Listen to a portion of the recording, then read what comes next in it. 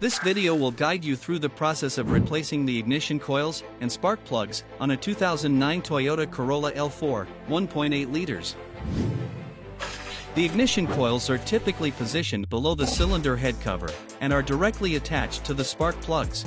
The primary role of the ignition coil is to convert 12-volt electrical energy to a very high voltage, thousands of volts. The spark plug generates an electrical spark to ignite the air-fuel mixture inside the cylinder. Begin with the removal process. Let the engine cool before starting to avoid burns.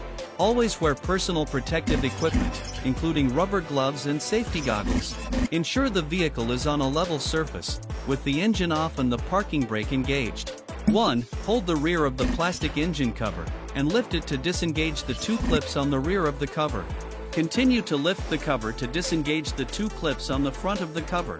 Remove the cover. 2. Disconnect the 4 ignition coil connectors.